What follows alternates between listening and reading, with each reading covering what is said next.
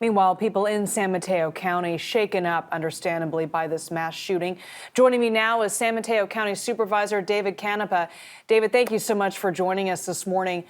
First, tell us about your reaction to this mass shooting happening in your own community. Where were you and what did you do when you heard about this news? Yeah, this is, first of all, the district attorney made a statement. This is the largest mass killing in San Mateo County. And so obviously there's concern.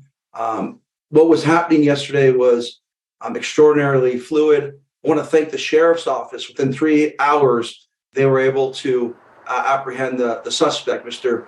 Chun Lee. But as you can imagine, there are 7 families, friends right now that have lost a loved one. And so it's an absolute tragedy. The White House has reached out to our office, and the White House has clearly said that when it comes to resources, that they're going to help San Mateo County. And I'm really appreciative of what the White House has done and will do.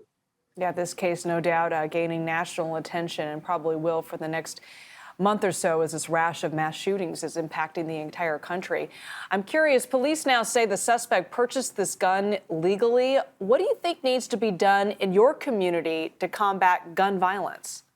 Look, the county's invested $2 million in gun buybacks. We've talked about, there's an ordinance that we have around people locking their guns at homes. Here's the bottom line. President Biden came out today and said, we need to ban assault rifles. Now, in this particular case, it was not an assault rifle, but with the mass of shootings that are taking place, we really need, as a nation, common sense gun laws. And so in the county, I think one of the things my office is going to do is to really look at what we can do to tighten at a local level the access to guns. This is something that is devastating. And there's a pattern here, right? We look at Monterey Park. We look at what's happened in Half Moon Bay. And the only way that action is going to be taken is if we all come together and solve this problem. You know, when you think of Half Moon Bay, I think of it being an artist community, also a heavily agricultural community, but also a lot of people live there because they want to escape the city and they like the commute in. It's very safe. It's, you know, there's only a few roads in or out. There are 2-lane roads there. This is not something that happens in Half Moon Bay. What has it done to this community? Well, when you think about it, you're right. And they're very different and diverse communities, right? We have a robust farm worker community. There's artists.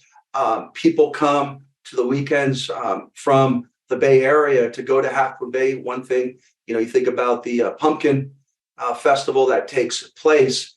And so I think a lot of us are just in shock that it happened there and really trying to process this.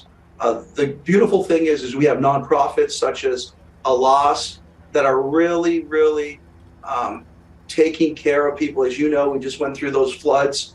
And so those nonprofits in concert with the county providing mental health services and providing other services can bring some healing to that community. Folks, they're obviously very fearful given this recent gun violence. Are you worried this could happen again in your community? I'm worried it can happen anywhere in the United States. We have an issue. When we have more guns than we have people, that's a systemic problem that needs to be remedied and needs to be fixed. And so our suicide rate in the United States is the highest in the world. And so these guns have really caused a lot of damage to a lot of people. And we really need to make sure, as I mentioned earlier, to look at the assault rifle ban and then really looking at localities, what we can do to tighten access to guns. Supervisor David Canepa, thank you so much for joining us this morning. Thank you very much.